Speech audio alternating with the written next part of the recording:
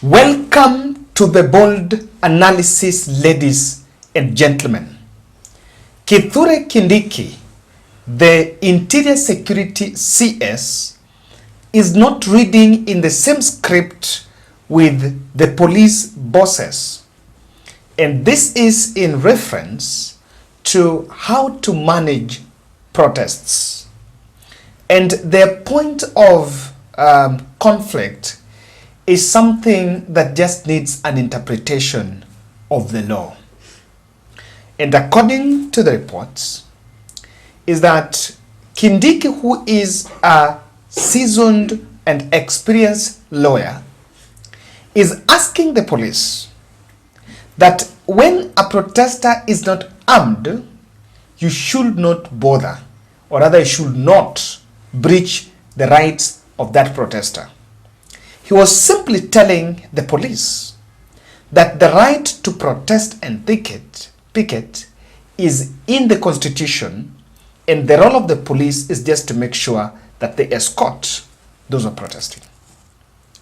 But the Moi era security officers are actually saying that Kithure Kindiki's statement is a political statement. But looking at it clearly, Kindiki is speaking from what the law says, not what we think or what our society is accustomed with. Ideally, the CS should not instruct the police because the police is an independent body. However, the CS can formulate policy. So if we are to take Kindiki's words seriously, then what the law would what Kenyans would expect is to put the verbal statements into some sort of a circular that is sent to the police and is made public to Kenyans, so that Kenyans know very well that as government policy, that is what they have arrived at. And it doesn't need magical science. You just need to go to the Constitution and you follow what the Constitution says. The right to picket and protest is in the Constitution. So Kindiki is using the supreme law, but the Moi era officials or the police officers seems to be still stuck on what they have been doing normal. However, I want us to look at this plate because there is that which is causing the bone of contention. Kindly allow me to do 1 minute reminder of the fundraiser, the last mile for this lady here. We supported this lady way back. She's Sarah. Yes, and after suffering acute leukemia for nearly 1 year, Sarah passed on. And the burial is going to be on 15th in Siaya. That is this weekend. We are standing with the family to help offset part of the bill and the welfare of the remaining son to Sarah. And that is why we are doing the 100 shillings challenge here. And kindly, I want to say thank you for those who are responding. I know the messages are overwhelming. I cannot respond to all, but I'm just so grateful for it. This is it. Even according to the report is also developing that the rift between Kindiki and even people in the security sector started way back even before the Sabasaba. There was a split on how it was going to be done. And according to reports, General Service Units, GSU, were actually deployed around the Parliament Road, and around the building, around the CBD, and they were the ones that were operating the water cannons. And is not, it could not be compared to what was happened in phase 1.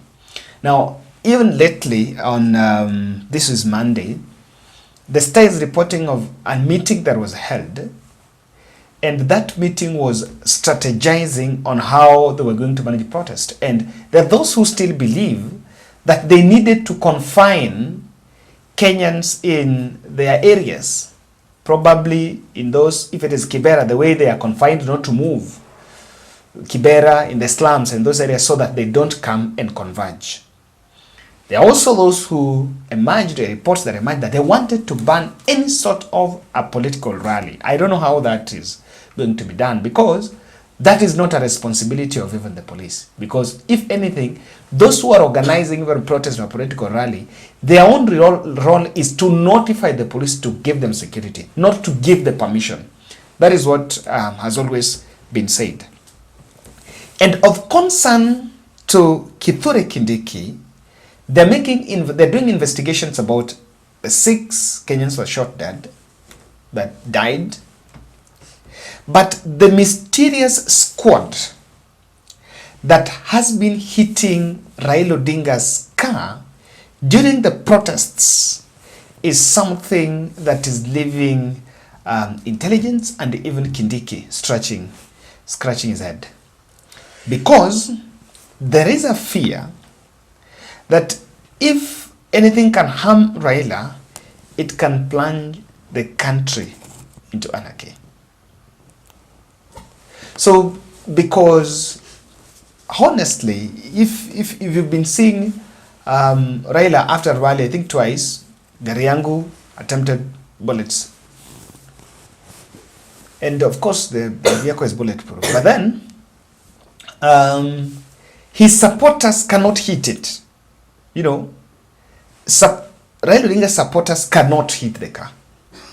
They normally converge around that car. They cannot. The only probability is are there dark forces that will target Raila Odinga during these protests to slow down the nation? Are there some dark forces, or they're deployed, those who are, they need to audit deployment? Who is being deployed? Are people being deployed with some very special instructions on targeting Raila?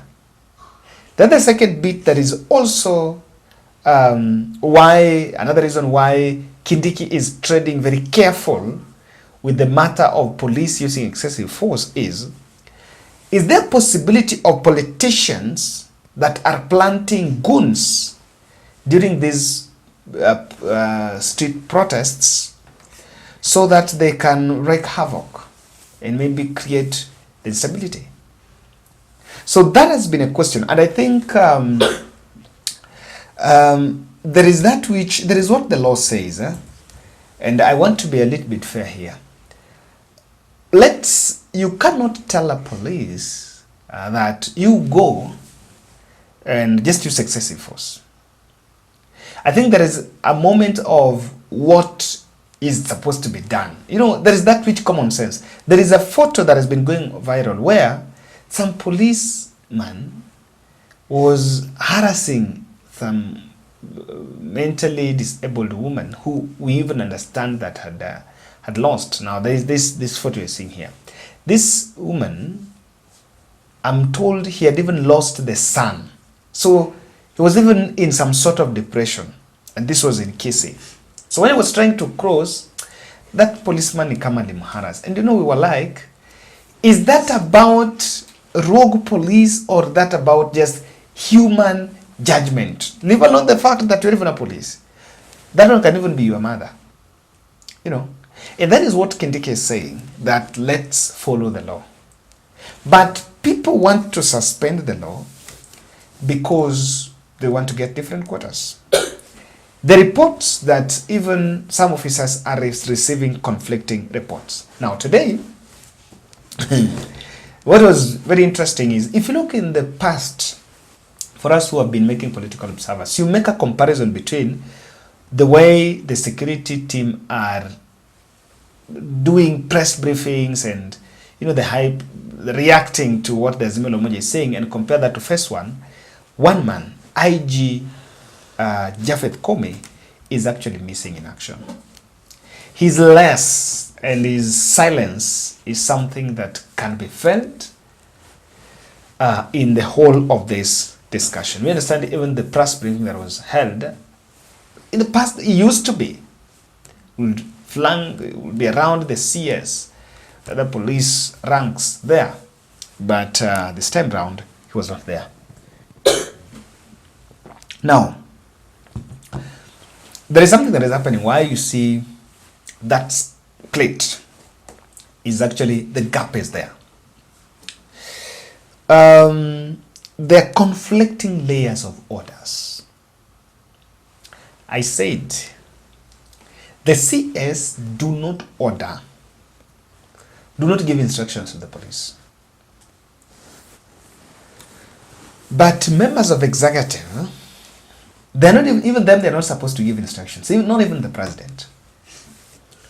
But don't you think there is also a point where, because some people are playing political games, they will want to put orders, to give orders? So that is what is happening. He's not in it because he's not much into this picture, because there could be some conflicting layers.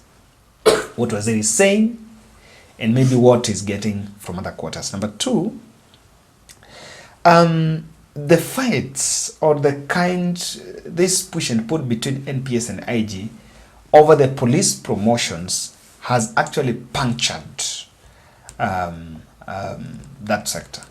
That's created a big puncture because the case is dragging in court.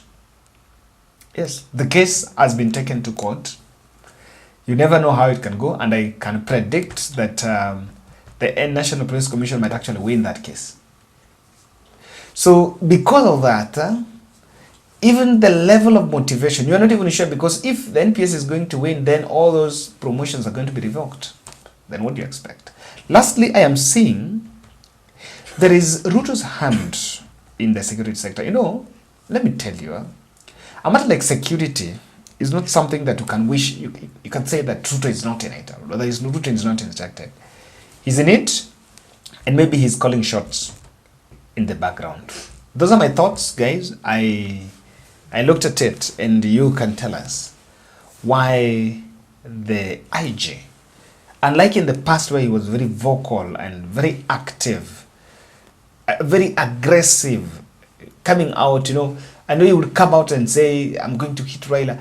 There is a very high possibility that there is some common sense going on, and even intelligence is telling the president that you need to be slow on this man, because the masses are swinging on his side, and it may need to be very slow on that man. Thank you, guys. Let's meet in the next.